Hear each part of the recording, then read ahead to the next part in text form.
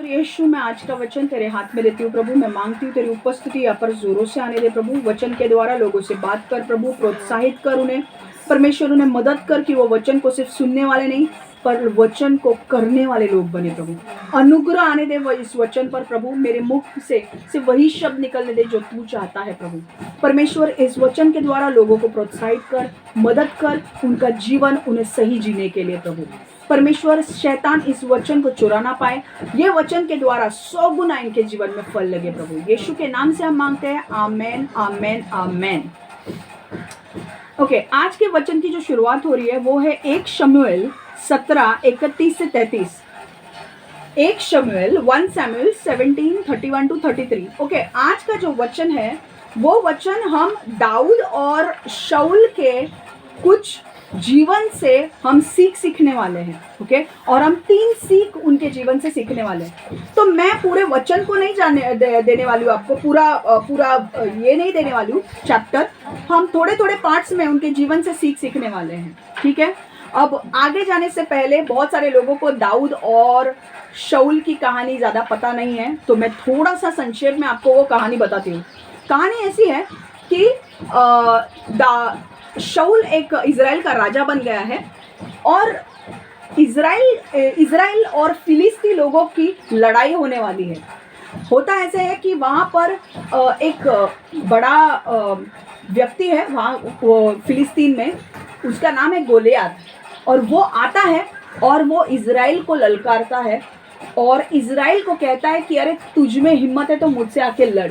वो कहता है कि देखो, हमें इज़राइली और फिलिस्तीन लोगों से लड़ने की, इज़राइल की सेना और फिलिस्तीन की सेना एक साथ लड़ने की कोई ज़रूरत नहीं है। हम लोग क्या करते हैं, हमारे में फिलिस्तीन से एक व्यक्ति आएगा और इज़राइल से एक व्यक्ति को भेजो। गोलायत खुद बोल रहा है, तो गोलायत बोल रहा है कि मैं फिलिस्तीन से आ रहा हूँ, इज़राइल से किसी व्यक्ति को भेजो मेरे साथ लड़ाई करने के लिए। जो हार जाएगा वो उसे दूसरों का दास बनना पड़ेगा। अगर फिलिस्तीन हार गए तो वो इज़राइल का दास बनेंगे, अगर इज़राइल हार गए तो फिलिस्तीन का दास बनेंगे। और ऐसा चलते रहता है 40 दिन तक। अब ऐसा होता है कि एक वक्त आता है जब दाऊद करके एक छोटा व्यक्ति रहता है। उस टाइम वो बहुत ही यंग है, बहुत ही नौजवान लड़का है और उसका काम होता है कि भेड़ों की रखवाली करना। उसके पिता उसे एक दिन बोलते हैं कि अरे जाके देख के आ कि लड़ाई में क्या हो रहा है, वहाँ पर क्या हो रहा है सेना के साथ, क्योंकि उसके बाकी के बेटे 3 बेटे आर्मी में रहते, सेना में रहते। तो वो खाना देता है दाऊद को और दाऊद को बोलता है कि तू जाके देख कर आ कि वो कैसे, और मुझे आकर बता कि वो कैसे है। तो दाऊद जाता है खाना लेकर, खाना वो देता है वहाँ पे और फिर वहाँ पे वो देखता है कि क्या हो रहा है और उसी वक्त गोलायत आ जाता है। अब गोलायत क्या चीज़ है? गोलायत 8-9 फीट का एक ऊंचा कद वाला आदमी है, हट्टा कट्टा आदमी है। उसने अपने हाथों में पैरों में जूते पहन रखे हैं, तलवार है, ढाल है उसके पास, और वो 8-9 फीट का इतना ऊंचा आदमी है। 7-8 फीट तो कहीं गया नहीं, इतना ऊंचा आदमी है और वो बहुत ही तगड़ा है। और वो आके इज़राइल को ललकारने लगता है, इज़राइल का अपमान करने लगता है और वो कहता है कि अरे तुम में से कोई है क्या जो मेरे साथ लड़ सकता है। और जब इज़राइली लोग उसको देखते हैं तो डर जाते हैं और भागने लगते हैं। तब दाऊद पूछने लगता है कि हुआ क्या, और दाऊद को वो लोग बताने लगते हैं अरे तुझे नहीं पता, ये गोलायत आकर 40 दिन से हमें ललकार रहा है। और दाऊद कहता है कि इसको मारने का क्या इनाम रखा है। और फिर वो कहता है अरे तुझे नहीं पता इनाम क्या है? शाऊल राजा ने इनाम उसके ऊपर घोषित किया है कि वो उसे धनी बनाएगा, जो गोलायत को मारेगा उसे धनी बनाएगा, उसकी बेटी उसे ब्याह करके देगा और उसके फैमिली का कर माफ किया जाएगा। ठीक है, तो दाऊद सुनता है, अरे तो दाऊद खुश हो जाता है और दाऊद के मुंह से निकल जाता है कि ये कौन है, इसको तो मैं मार सकता हूँ। और ये कौन है जो इज़राइल के सेना को ललकार रहा है, इज़राइल का अपमान कर रहा है, ये कौन है? और ये बातें जब उसका बड़ा भाई सुनता है एलियाब, तो उसे गुस्सा आता है और वह दाऊद को चुप करने की कोशिश करता है, पर दाऊद उसकी बात सुनता नहीं है। और तुरंत उसी टाइम पर, देखो उस टाइम पर परमेश्वर को किसी को अगर 0 से हीरो बनाना है तो वो टाइम का बहुत ये होता है। परमेश्वर उसी टाइम पे किसी कोई व्यक्ति सुनता है, अरे दाऊद ने क्या बोला, दाऊद ने बोला गोलायत को मार सकते हैं, और वो जाकर शाऊल राजा के कान में बताता है कि कोई दाऊद करके यहाँ पे लड़का है, वो बोल रहा है वो गोलियत को मार सकता है। और वो शाऊल को और दाऊद को शाऊल बुलाता है, और दाऊद किसके सामने खड़ा हो जाता है? शाऊल राजा के सामने। वहां से हमारी स्टोरी शुरू होता है। 1 शमूएल 17:31 से 33। कुछ व्यक्तियों ने दाऊद की बातें करते सुना। उन्होंने दाऊद के बारे में शाऊल से कहा। शाऊल ने आदेश दिया कि वे दाऊद को उसके पास लाए।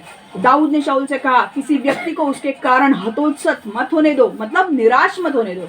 मैं आपका सेवक हूँ, मैं इस फलिश्ती से लड़ने जाऊंगा। शाऊल ने उत्तर दिया, तुम नहीं जा सकते और इस फलिश्ती गोलायत से नहीं लड़ सकते। तुम सैनिक भी नहीं हो, तुम अभी बच्चे हो, और गोलियत जब बच्चा था तभी से युद्ध में लड़ रहा है। हालेलुया। देखो शाऊल क्या कहता है, ठीक है। ये स्टोरी से हमें क्या सीखना है? पहला पॉइंट, लोग आप पर शक करेंगे लेकिन हार मत मानिए। लोग आप पर शक करेंगे पर हार मत मानिए। People will doubt you but don't give up. People will doubt you but don't give up. देखो, जब दाऊद शाऊल से अनुमति लेने पहुंचा कि क्या वो गोलायत से लड़ सकता है, तो दाऊद को यकीन था कि वो गोलायत को हरा सकता है, पर शाऊल को ये यकीन नहीं था कि दाऊद गोलायत को हराएगा। ऐसा क्यों?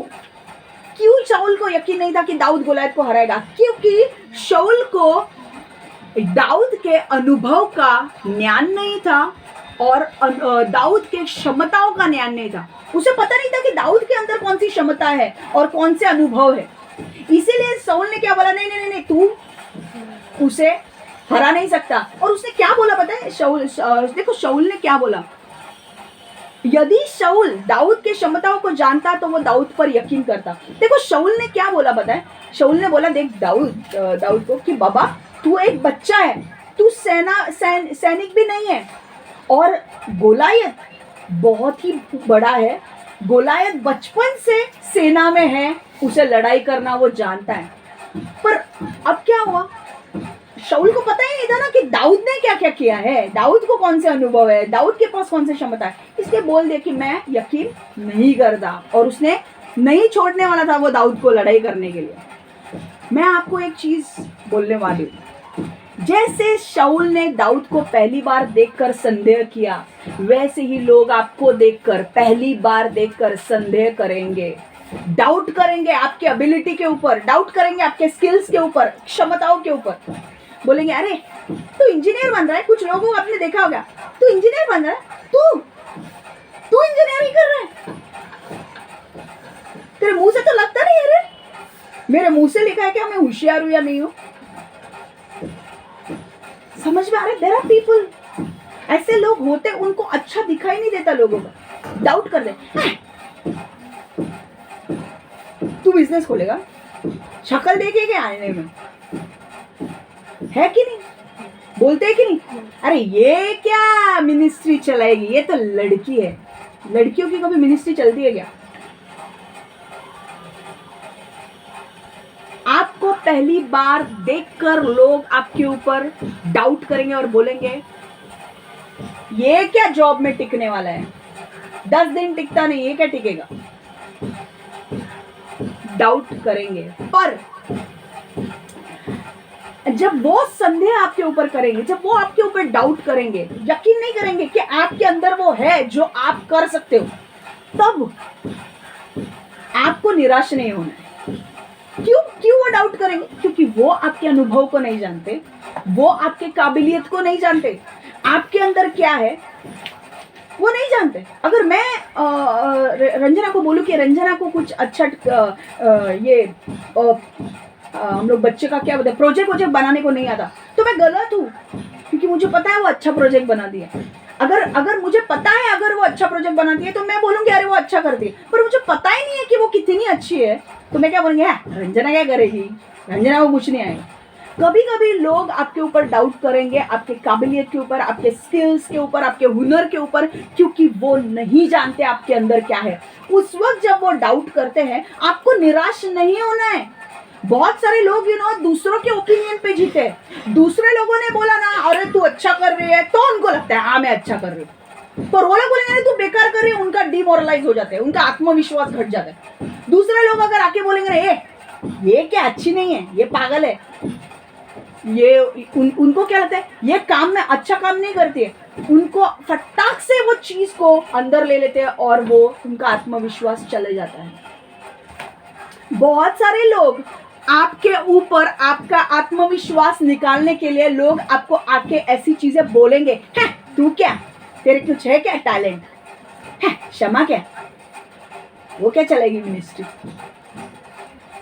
पर वो क्या बोलते हैं उसके वजह से आपको निराश होने की जरूरत नहीं है। कभी कभी शैतान लोगों का इस्तेमाल करेगा आपको नीचे गिराने के लिए, पर ध्यान में रखो उस वक्त आपका मनोबल कमजोर नहीं होना चाहिए, आपका आत्मविश्वास गिरना नहीं चाहिए। कुछ लोग क्या होता है जब उनका आत्मविश्वास गिर जाता है क्योंकि उसने बोला मैं अच्छा नहीं हूं, मैं अच्छा नहीं हूं। अरे उसने बोला वो 10 चीजें बोलेगा, तुझे तेरे ऊपर कॉन्फिडेंस होना चाहिए कि तू क्या है।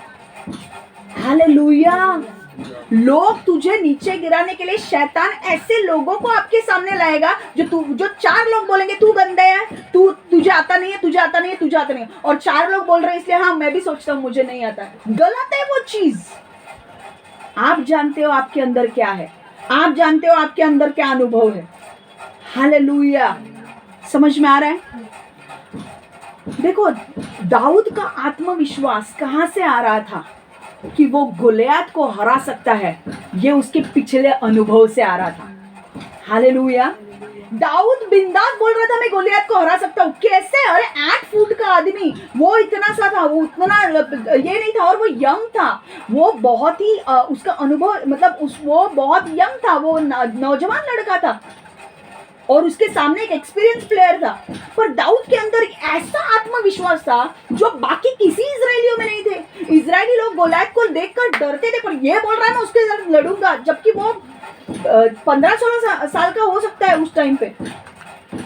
पर वो आत्मविश्वास कहां से आ रहा था? उसके पिछले अनुभव से। देखो अब मैं बताती हूँ आपको। वचन 34 हम पढ़ेंगे,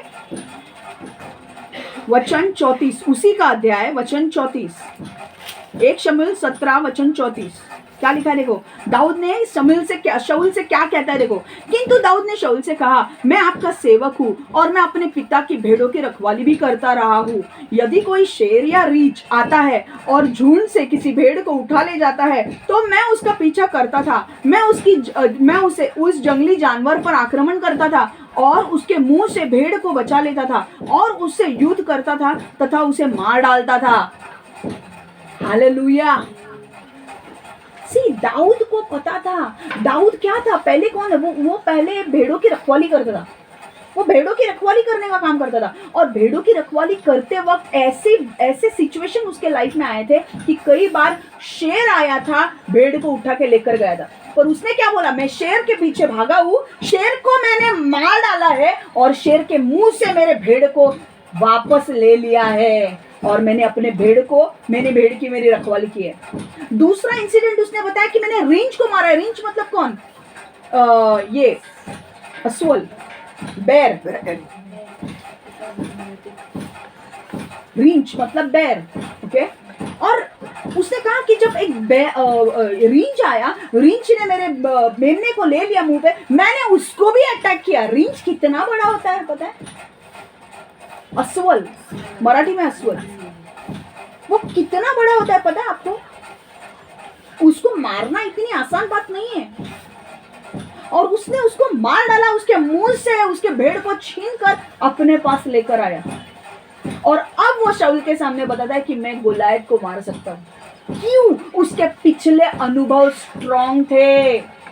उसने शेर को मारा था, उसने रींछ को मारा था, तो बोलता है ये कौन है? हालेलुया। अपने पिछले अनुभव को कमजोर मत समझो, अपने पिछले अनुभव को अपनी ताकत समझो। समझ में आ रहा है? आपके पिछले अनुभव ही आपको आगे की लड़ाई करने के लिए मदद करेंगे। मैं किसी को तो ये सुनना है, आपके पिछले अनुभव आपको आगे की लड़ाई करने के लिए मदद करेंगे। आगे की लड़ाई क्या होगी हमें नहीं पता है, पर हमें ये पता है कि पिछली बार यीशु ने मुझे बचाया है, इस बार भी बचाएगा। पिछली बार परमेश्वर ने इस प्रॉब्लम से मुझे बाहर निकाला है, ये प्रॉब्लम से भी बाहर निकालेगा। हालेलुया। आपको पता है, जब लोग आपके ऊपर संदेह करते हैं, आपके क्षमताओं के ऊपर या वो अनुभव के ऊपर जब संदेह करते हैं, वो कभी आपको सराहेंगे नहीं, वो कभी अप्रिशिएट नहीं करेंगे। समझ में आ रहा है? जब लोग आपके ऊपर संदेह करते हैं, डाउट करते हैं आपके स्किल्स के ऊपर, आपके क्षमताओं के ऊपर, वो कभी आपको अप्रिशिएट नहीं करेंगे। आप बोलते हैं ना, कुछ लोग अब मुझे ना कभी प्रोत्साहित ही नहीं करते, कुछ अच्छा बोलते ही नहीं है, क्योंकि वो आपकी क्षमताओं को नहीं जानते। और कुछ लोग क्षमता को जान के भी अप्रिशिएट नहीं करेंगे, ऐसे भी लोग होते हैं। पर मुझे आपको बोलना है, दूसरों के संदेह के वजह से आपको निराश नहीं होना है और हार नहीं माननी है। ये मेरा मेन पॉइंट है। ये लोग मेरे बारे में क्या बोल रहे हैं, वो लोग मेरे बारे में क्या बोल रहे हैं, ये लोग मेरे बारे में गलत बोल रहे हैं, मुझे फर्क नहीं पड़ता। यीशु मेरे बारे में क्या सोचता है, मुझे उससे फर्क पड़ता है। हालेलुया। यीशु मुझे अपनी बेटी मानता है। यीशु ने मेरे लिए लहू बहाया है, मुझे छुड़ाया है। हालेलुया। ये मेरे लिए मायने रखता है। शैतान लोगों को आपके सामने खड़ा करेगा। मैं वापस से बोल रही हूँ, अगर जब ये चीजें आपके जीवन में होगी तो ये वचन को ध्यान में रखना। कुछ लोग आपके सामने आके आपको निंदा करेंगे, अपमान करेंगे, आपकी बुराई करेंगे। आपको पीठ पीछे समझ में आएगा कि बहुत सारे लोग आपकी जाके बुराई कर रहे हैं। आपको उनसे लड़ने के लिए नहीं जाना है, आपको परमेश्वर पर विश्वास रखना है। आपको ये नहीं देखना है कि लोग आपके बारे में क्या बोल रहे हैं, परमेश्वर आपके बारे में क्या सोचता है वो आपके लिए महत्वपूर्ण है। हालेलुया। लोग आपको निंदा करेंगे, आपको जानबूझकर आपका आत्मविश्वास हिलाने के लिए ऐसी बातें करेंगे जिसके वजह से आपको लग सकता है कि मैं क्विट करती हूँ, अभी मैं जॉब क्विट करती हूँ। कुछ लोग ऐसे होते हैं ना, 2 लोगों ने अपमान किया, अब मैं जॉब पे ही नहीं टिकती हूँ, इसने मेरे को ऐसा बोला, अब मैं जॉब पे ही नहीं रहती हूँ। नहीं, जब वो लोग आपकी निंदा करते हैं, जब वो लोग आपके ऊपर संदेह करते हैं, आपको हार नहीं माननी है, आपको निराश नहीं होना है। एक चीज देखो, मैं आपको बोलती हूँ, 1 शमूएल 17 34वां वचन 43वां वचन, गोलियत ने दाऊद से कहा, यह छड़ी किस लिए है? क्या तुम कुत्ते की तरह मेरा पीछा करके मुझे भगाने आए हो? तब गोलियत ने अपने देवता का नाम लेकर दाऊद के विरुद्ध अपशब्द कहे। आपको पता है, गोलियत ने भी दाऊद के ऊपर शक किया। गोलियत भी हंस रहा था, अरे ये कौन पागल है, मेरे से लड़ने के लिए भेजा, इतना सा बच्चा, ये क्या मुझे हराएगा। पर आपको पता है दाऊद ने क्या किया? दाऊद ने उसे मार डाला, गोलियत को हरा दिया, गोलियत को मार डाला दाऊद ने। क्यों पता? दाऊद ने गोलियत को मार डाला। और क्या हो रहा था कि दाऊद ने एक छड़ी लेकर वहां पर गया, तो गोलियत देखकर बोलने लगा, ये छड़ी से तू मुझे मारने आया है, मैं क्या कुत्ता हूँ? क्यों? उसको लग रहा था ये पागल, उसको लग रहा है कुत्ता है, मैं छड़ी मारूंगा तो भाग जाएगा। पर आपको पता है, ये जो 8 फीट का 9 फीट का जो आदमी था, वो दाऊद ने, वो यंग नौजवान बच्चे ने गोलियत को हरा दिया। क्यों हराया पता है आपको? क्योंकि उसने किसी के बारे में, अपने बारे में क्या बोल रहे लोगों का ओपिनियन नहीं सुना उसने, वो जानता था कि उसमें क्या है। जब तुम लोगों के ओपिनियन सुनते हो ना, लोग क्या कह रहे हैं वो सुनते हो ना, तब तुम निराश हो जाते हो। अगर लोगों ने बड़ाई की तो तुमको खुश लगता है, लोगों ने बुराई की तो तुम्हें बुरा लगता है। अगर लोगों के ओपिनियन पे जियोगे ना, तो तुम कभी आगे नहीं जा पाओगे। तुम्हें पता होना चाहिए, लोग आपको निंदा करेंगे, आपका अपमान करेंगे, पर आपके अंदर क्या है वो आपको पता होना चाहिए। दाऊद को पता था उसके अंदर क्या है, इसलिए उसने लोगों की परवाह नहीं की। एक चीज जो मुझे बोलनी है, देखो गोलियत ने भी उसे नीचा किया, पर पता है दाऊद ने उसको हरा दिया। और दाऊद ने हमें एक चीज सिखाई कि जब लोग आपके ऊपर डाउट करेंगे, आपको दिल पे नहीं लेना है। जब लोग आपके ऊपर संदेह करेंगे, आपको दिल पे नहीं लेना है। आपको क्या करना है? उनको गलत साबित करना है। हालेलुया। उनको गलत साबित करना है। कैसे करोगे? वो जो बोल रहे हैं ना, उसका विपरीत करके बताओ। आपको पता है, मैं 2 मिनट में एक स्टोरी सुननी है किसी को, सच में रियल स्टोरी। मेरी फेवरेट स्टोरी है, बिकॉज मैं उस स्पोर्ट्समैन का बहुत आदर करती हूँ। सचिन तेंदुलकर जब 16 साल का था, वो बचपन से उसे क्रिकेट का शौक था। वो शिवाजी पार्क में जाके प्रैक्टिस करता था। उसके लिए उसने स्कूल भी चेंज किया और शारदाश्रम स्कूल में वो गया। वहाँ पर उसने प्रैक्टिस की। वहाँ पर वो एक कोच थे रमाकांत आचरेकर, उनके पास जाता था। क्रिकेट की दीवाना था वो, और वो दिन रात क्रिकेट के पीछे रहता था। सुबह से जाता था, रात तक क्रिकेट की प्रैक्टिस करता था, रोज घर पे आता था। इतना प्रैक्टिस करके उसने रणजी ट्रॉफी जीता, अच्छा स्कोर करने लगा। एक वक्त आया जब उसे रिकग्निशन मिलने लगा, लोग पहचानने लगे, भाई ये अच्छा खेल रहा है, ये अच्छा खेल रहा है।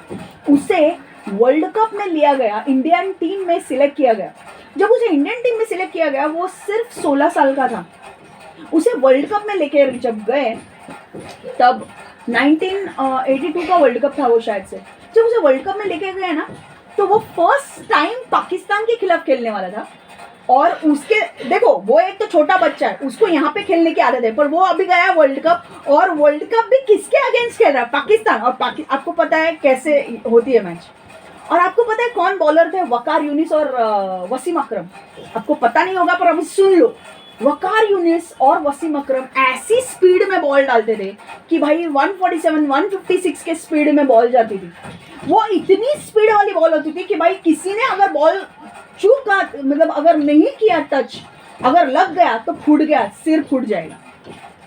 और तेंदुलकर वहां पे खेलने के लिए आया, और तेंदुलकर जब खेलने के लिए आया तो वसीम अकरम देख रहा है और हंस रहा है। ये वकार यूनिस और वसीम अकरम आपस में बात करने लगे। ये रियल घटना है मैं जो बोल रही हूँ, आप वीडियोस देख सकते हो। वकार यूनिस और वसीम अकरम एक दूसरे को देख के बोलते हैं, ये किसको बच्चे को भेजा है इधर की क्रिकेट खेलने के लिए? हमको क्या पागल समझ के रखा है क्या इधर? ये बच्चे को हम लोग बॉल डालेंगे क्या?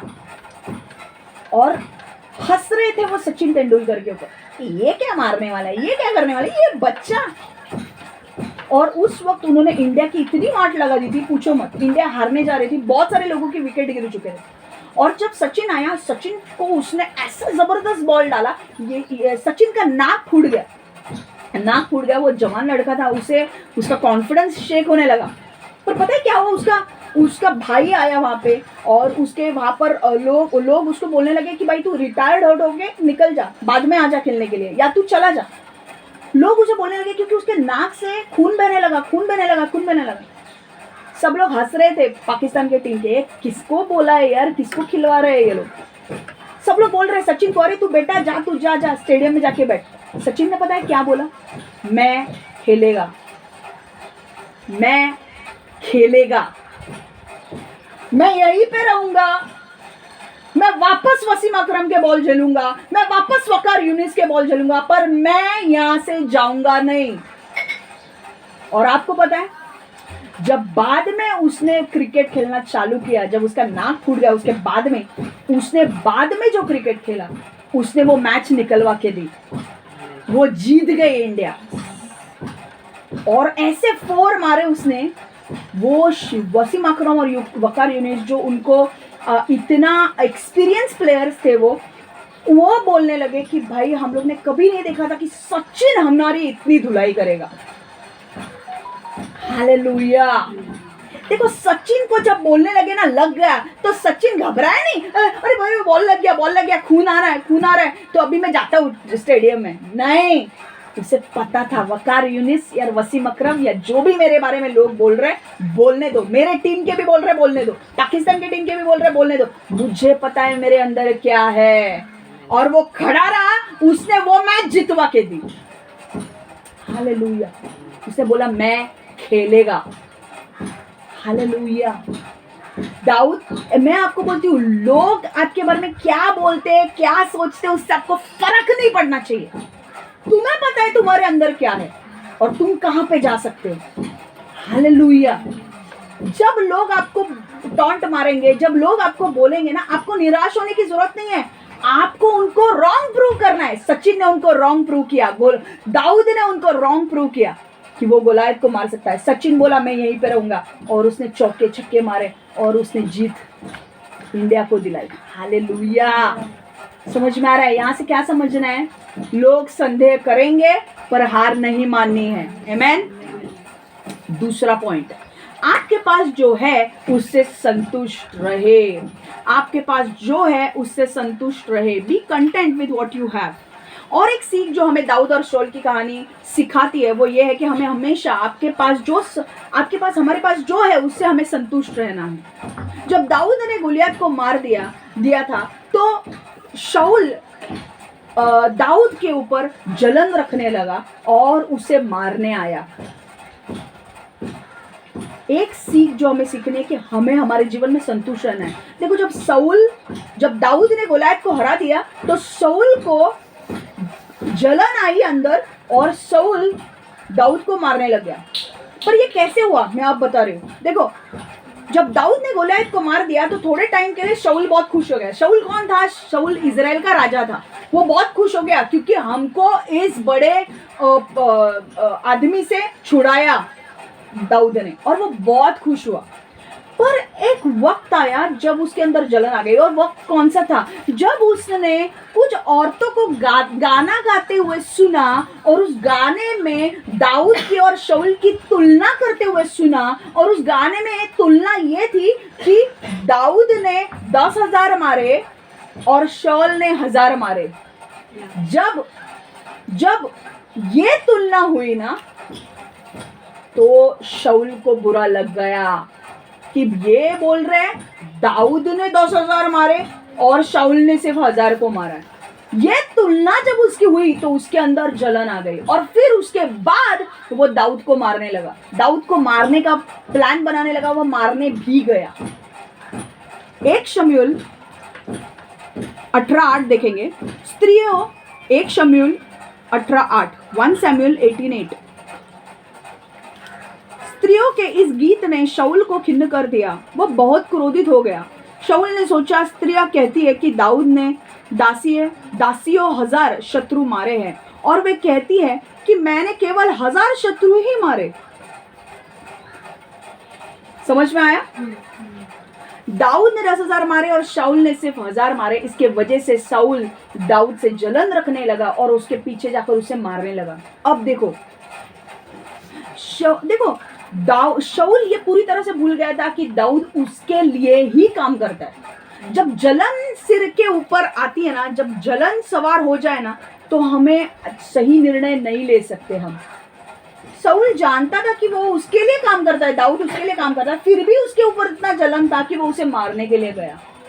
देखो, शाऊल का जो बच्चा था ना, शाऊल का जो लड़का था, उसका नाम था योनाथन। वो बहुत अलग था शाऊल से।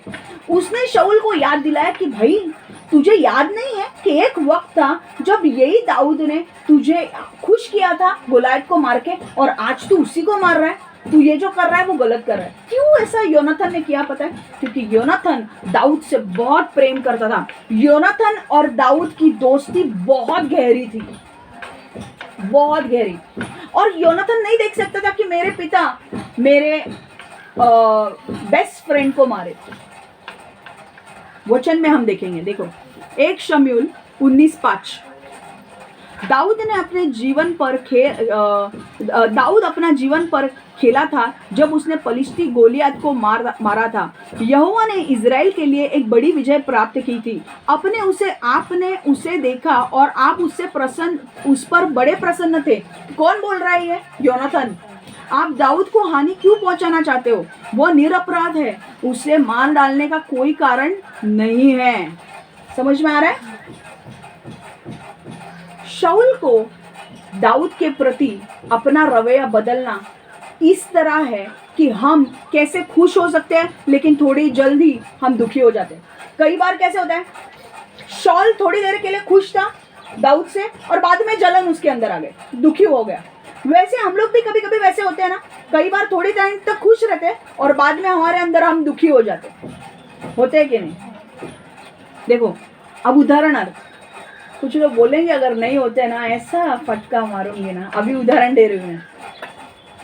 देखो, अगर आप मानो आप एक जॉब पे हो और आपको 10,000 की नौकरी मिल गई 8 घंटे काम करने के लिए, और आप मस्त काम कर रहे हो, बहुत खुश हो, सबको बता रहे हो मुझे 10,000 की नौकरी मिली, मुझे 10,000 की नौकरी मिली। और 2 हफ्ते बाद आपको पता चलता है कि वहाँ पे और एक लड़का आपके साथ काम कर रहा है और वही काम कर रहा है जो आप काम कर रहे हो, उसको 15,000 मिल रहे हैं।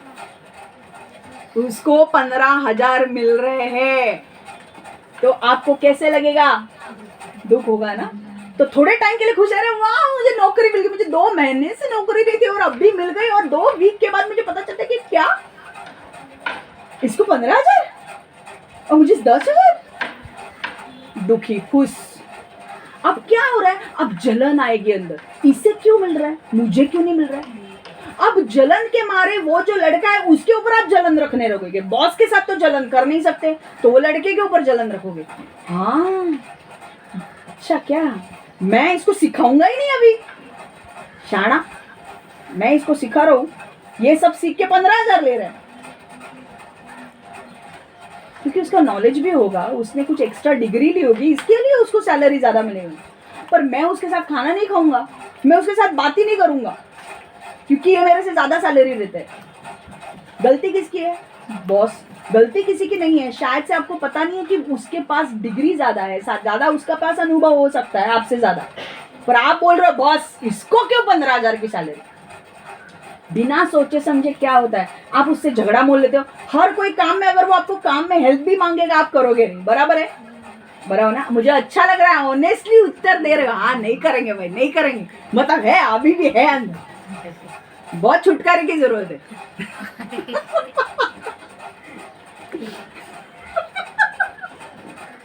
हाँ, तो हम लोग इसकी मदद नहीं करेंगे।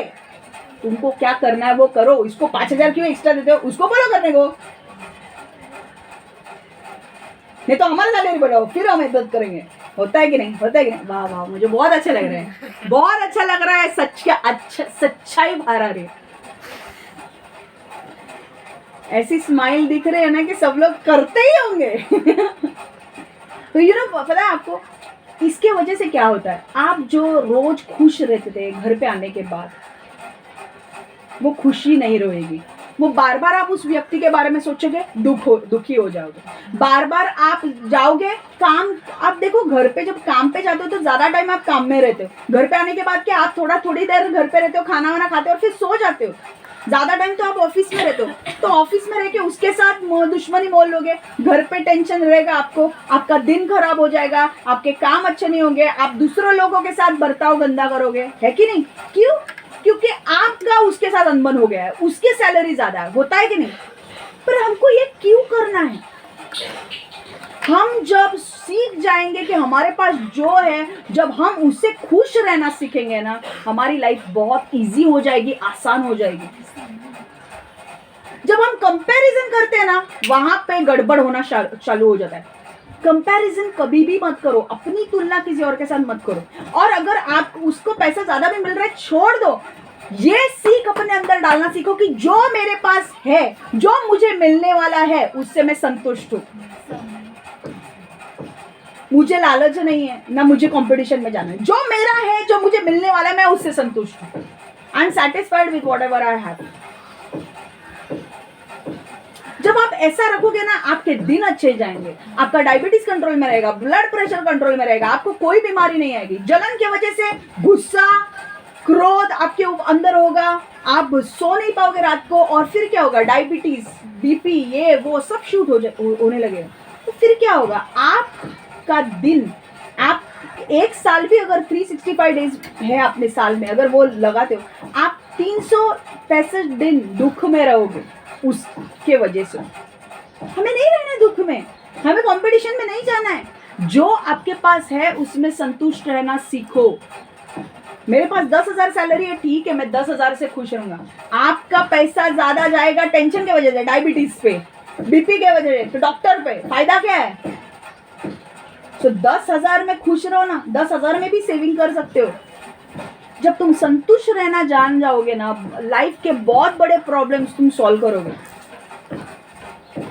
समझ में आ रहा है। एक चीज मुझे आपको बोलनी है कि कई बार क्या होता है ना, आप कुछ सुनते हो और फिर आपके भावनाएं बदल जाती है, और उसके बाद आपके कार्य में प्रभाव पड़ने लगता है। मतलब साउल ने जब सुना, साउल पहले तो खुश था, पर जब उसने सुना कि 2 औरतें उसकी कंपैरिजन कर रही है दाऊद के साथ, दाऊद ने 10,000 मारे, मैंने 1,000, तो जो सुना, जो उसके कान पे पड़ा, उसकी वजह से उसकी भावनाएं बदल गई, अब वो गुस्सा हो गया, और उसके बाद उसके एक्शंस में प्रभाव पड़ने लगा, उसके एक्शंस गलत होने लगे। पहले वो दाऊद के साथ अच्छा बर्ताव करता था, अब उसके एक्शंस क्या हुए, अब वो दाऊद को मारने के लिए चला गया। वो कई बार जब आप गुस्सा होते हो क्योंकि अरे उसको ज्यादा मिल रहा है, मुझे कम नहीं, मुझे ये नहीं, तो आपकी गुस्से की वजह से क्या होता है, वो गुस्सा तो आपके अंदर है, अब एक्शंस के ऊपर असर पड़ता है, आप उससे बात करना बंद कर दोगे। तो ये होना नहीं चाहिए। आपको गुस्सा आता है, ठीक है, मान लो, ठीक है, पर वो गुस्से की वजह से आपके एक्शंस, आपके कार्यों में प्रभाव नहीं पड़ना चाहिए। साउल ने जो सुना उसके वजह से उसके भावनाएं इतनी बदल गई, उसको इतना गुस्सा आ गया कि वो दाऊद को कार्य में डालकर दाऊद को मारने के लिए गया। वो क्या अच्छा था? उसके कार्य बदल गए। एक चीज ध्यान में रखो, आपको कई चीजें सुनाई देगी, लोग आपके बारे में अच्छा बोलेंगे, बुरा बोलेंगे, वो सुन के आपके भावना चेंज हो सकती है, गुस्सा आ सकता है, खुश हो सकते हो, पर जब गुस्सा आए तो आपको उस गुस्से में पाप नहीं करना है। समझ में आ गया? वो गुस्से में पाप नहीं करना है, वो आपकी टेस्ट है। उस टेस्ट में अगर आपने शांति रखी, आप परमेश्वर के नजर में पास, और बाद में जो आपको प्रमोशन मिलेगा ना परमेश्वर की ओर से, वो बहुत हायर लेवल का प्रमोशन मिलेगा। हालेलुया।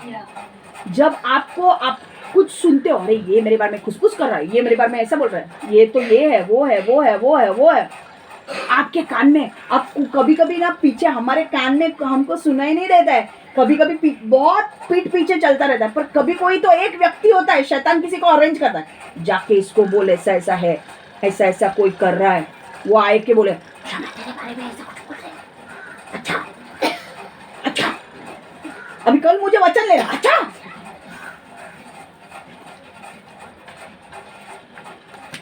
अभी मैं क्या करूं, वचन रहेगा बाजू में, कल ऐसा ही कुछ वचन निकालना पड़ेगा मुझे जिससे मैं उसको उत्तर दे सकूं। वचन वचन से मारामारी करूंगी मैं, अगर मैं वहां पे पहुंच नहीं सकती तो नहीं, या फिर मैं उसको सामने आमने सामने गांठूंगी, आमने सामने उससे बात करूंगी, तूने मेरे साथ बात किया, ऐसा किया, ऐसा बोला, वैसा बोला। किसी ने मुझे बोला, मैं पहले खुश थी, वाह वाह मैं कल वचन लेने वाली हूँ, मुझे बहुत अच्छा वचन दिया परमेश्वर ने, और अचानक कोई व्यक्ति आता है मुझे कान में बोलता है इसने तेरे बारे में ये बोला, उसने तेरे बारे में ये बोला, और अब क्या होता है, मुझे गुस्सा आता है। अब गुस्सा आने के बाद मेरे वचन पे कुछ फोकस नहीं है। कल आप लोग सब एक उत्साह से आने वाले हो, क्या मैं सुनने वाली हूँ परमेश्वर से, क्या मैं सुनने वाला हूँ परमेश्वर से, और मैं यहाँ पर गुस्से में बैठी हूँ और मैं वचन कौन सा निकालूं। यहाँ पे दुख में आए हुए लोग हैं, वो बोलेंगे कुछ तो क्षमा अच्छा बोलेगी, मैं फाइटिंग का कुछ वचन निकालूंगी, ये फाइटिंग का, इसको इससे मारो, उसको मारो। आपको इससे बेनिफिट होगा क्या? आपको इससे कुछ मिलेगा? नहीं। तो मैं क्या बोल रही हूँ, अगर कोई आपको बताता भी है, छोड़ दो, छोड़ दो, किसको क्या करना है करने दो। हालेलुया। तुम उसके पीछे लड़ने के लिए मत जाओ, तुम्हारा दिमाग खराब मत करो, खर्चा मत करो, वैसे भी कम है।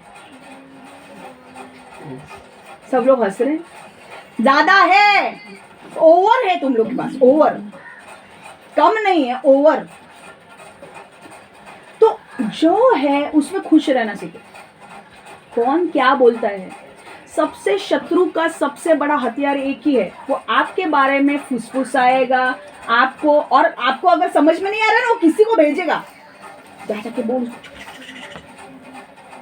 आपको छू छू छू करके छोड़ देना है उसको, उसको बोले छू छू छू छू छू छू छू।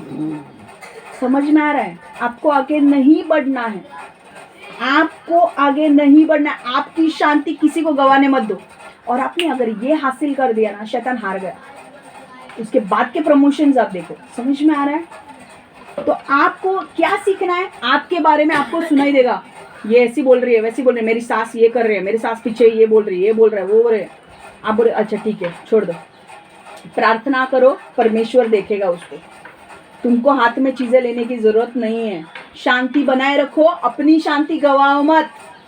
जो तुम्हारे पास है उसमें खुश रहना सीखो। जो लोग कुछ क्या बोल रहे हैं उनको बोलने दो, तुम्हें फर्क नहीं पड़ना चाहिए। तुम्हारा फोकस ये होना चाहिए कि भाई मुझे परमेश्वर ने क्या करने को बोला है, मैं वो कर रही हूँ कि नहीं। मैं अगर वो नहीं कर रही हूँ तो मुझे प्रॉब्लम होने वाली है, परमेश्वर मुझे डांटेगा, वो देखो। बाकी लोग क्या बोल रहे हैं क्या नहीं सोचो मत। परमेश्वर के सामने, अगर परमेश्वर के नजर में आप सही हो तो आपको बाकी लोगों की चिंता करने की जरूरत नहीं है। समझ में आ रहा है? And don't let your emotions affect your actions. आपकी भावनाओं को आपके कार्यों के ऊपर गलत असर डालने मत दो। समझ में आ गया? लास्ट पॉइंट, किसको अच्छा लग रहा है, सीखने को मिल रहा है? Very good. Okay, third point, बुराई के बदले बुराई मत करो। ओके, बुराई के बदले बुराई मत करो। Don't render evil for evil. आज जो हमें सीखना है वो ये है कि बुराई के बदले बुराई मत करो, मत करो। बाइबल हमें कई बार ऐसा सिखाती है, कई बार बाइबल में, पवित्र शास्त्र में अलग अलग जगह पर लिखा है कि बुराई का बदला बुराई से मत दो। बराबर है कि नहीं? पर आज हम दाऊद और शाऊल की कहानी से हम ये देखेंगे कि दाऊद इसको लागू कर रहा है। दो उसे मौके मिल रहे थे शाऊल को मार डालने के, पर फिर भी उसने शाऊल को नहीं मारा। हालेलुया।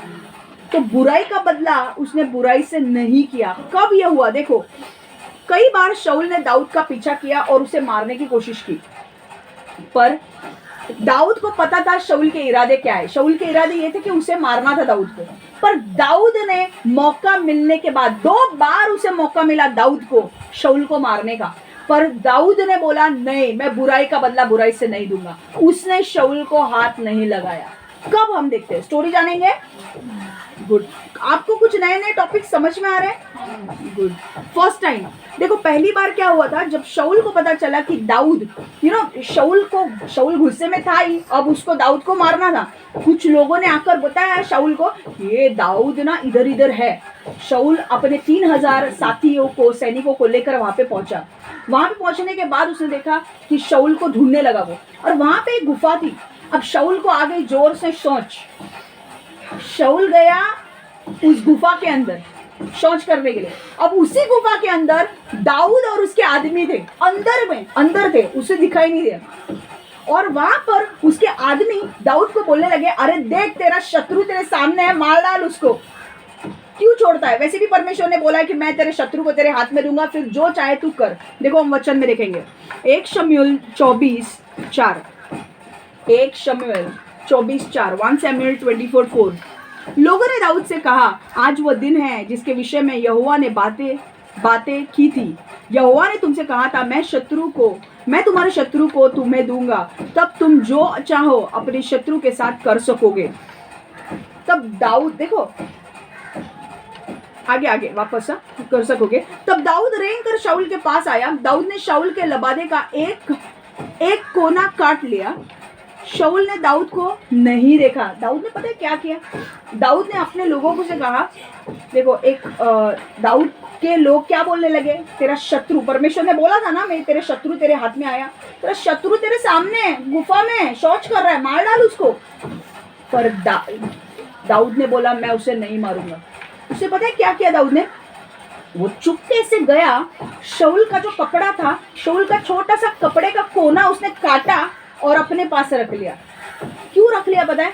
ताकि वो शाऊल को बता सके कि देख, मेरे हाथ में छुरी थी, मैं तुझे मार सकता था, पर मैंने मारा नहीं, मैंने तेरे कपड़े को काट लिया ताकि तुझे यकीन हो कि मैंने तुझे छोड़ दिया है, मैं तेरे इतने करीब था। समझ में आ रहा है? और उसने अपने लोगों को क्या जवाब दिया? देखो, बहुत इंटरेस्टिंग जवाब दिया उसने। 1 शमूएल 24:6, 1 शमूएल 24:6। दाऊद ने अपने लोगों से कहा, यहोवा मुझे अपने स्वामी के साथ कुछ भी ऐसे करने से रोके।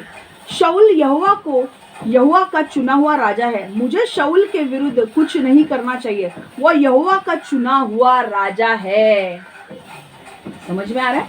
वो क्या बोल रहा है कि दाऊद ने बोला, मैं उसे नहीं मारूंगा, परमेश्वर ने उसे चुना है, उसे राजा बनाया है, उसे अभिषिक्त किया है, मैं उसके अभिषिक्त के ऊपर हाथ नहीं उठाऊंगा। हालेलुया। ये पहली बार हुआ जब दाऊद ने उसे छोड़ दिया। अब दूसरा मौका देखते हैं हम लोग। दूसरी बार दाऊद ने दूसरी बार क्या हुआ? दाऊद और उसके साथ एक सैनिक था अभिषेक करके, वो गए शाऊल के छावनी में, और वहां पे शाऊल अपने सैनिकों के साथ सो गया था, और शाऊल की जो तलवार थी उसके बाजू में थी, उसका भाला भी बाजू में ही था। दाऊद ने देखा कि उसकी तलवार है, तो अभिषेक ने क्या बोला, उसकी तलवार लेके मार डाल, उसका भाला लेके हम उसको मार डालते हैं। पर वापस दाऊद ने उसे वही बोला कि नहीं, हम नहीं मारेंगे उसको। क्यों? क्योंकि वो परमेश्वर का अभिषिक्त है, परमेश्वर का चुना हुआ राजा है। मैं उसके ऊपर हाथ नहीं उठाऊंगा। वहां पर जाके शाऊल के बाजू में जाके वो निकल आता है, पर शाऊल के ऊपर हाथ नहीं लगाता है। क्यों? क्योंकि वो परमेश्वर से डरता है। समझ में आ रहा है? 1 शमूएल 26:9-10 हम देखेंगे। किंतु दाऊद ने अभिषेक से कहा, शाऊल को न मारो। जो कोई यहोवा के चुना राजा को मारता है वह अवश्य दंडित होता है। यहोवा शाश्वत है, अतः वह शाऊल को स्वयं दंड देगा। संभव है शाऊल स्वाभाविक मृत्यु प्राप्त करे, या संभव है शाऊल युद्ध में मारा जाए। समझ में आ रहा है क्या बोल रहे हैं? हम, मैं नहीं मारूंगा, परमेश्वर के हाथ में दूंगा, परमेश्वर शाऊल को मारेगा। वो भले ही मुझे मारने के लिए आ रहा है, पर मैं उसे मारूंगा नहीं। मैं बुराई का बदला बुराई से नहीं दूंगा। देखो, दाऊद ने बुराई का बदला बुराई से नहीं लिया, क्योंकि उसके अंदर परमेश्वर का भय था। जब दाऊद के पास मौका था तभी भी उसने शाऊल को नहीं मारा। 2 मौके आए, फिर भी उसने शाऊल को नहीं मारा। दाऊद समझ गया था कि यहोवा शाऊल से निपटेगा। सही समय पर शाऊल से जो बदला लेना है यहोवा ले लेगा, परमेश्वर ले लेगा। मुझे उसकी चिंता करने की जरूरत नहीं है। कई बार हमें भी ठीक दाऊद की तरह हमें भी परमेश्वर का भय मानना जरूरी है। समझ में आ रहा है? जहां तक, देखो, ठीक दाऊद की तरह हमें परमेश्वर से उस हद तक डरना चाहिए जहां तक हम उस पर भरोसा करें कि वो जो कहता है वो करेगा। हालेलुया। हमें भी परमेश्वर का भय मानना चाहिए कि परमेश्वर ने बोला है ना, वो मुझे सुरक्षित रखेगा, तो वो मुझे सुरक्षित रखेगा। आपको, आपके ऊपर कितने भी लोग लालचन लगा रहे हैं, आपका अपमान कर रहे हैं, आपको नीचे गिराने की कोशिश कर रहे हैं, पर परमेश्वर क्या बोल रहा है? तू मेरी बच्ची है, मैं तेरा हाथ पकड़कर तुझे चलाऊंगा, मैं तुझे सुरक्षित रखूंगा। परमेश्वर ने अपने वचन में बोला है ना, तो आप निश्चिंत हो जाइए। आप उनसे, आपके शत्रु से लड़ने के लिए मत जाइए। आप बोलो, परमेश्वर ये लड़ाई मेरी नहीं है, तेरी है, तू निपट ले। तूने बोला है ना तू मुझे सुरक्षित रखेगा, तू मुझे सुरक्षित रखेगा। जैसे परमेश्वर बोलता ना, उसको उसी की तरह लेना सीखो।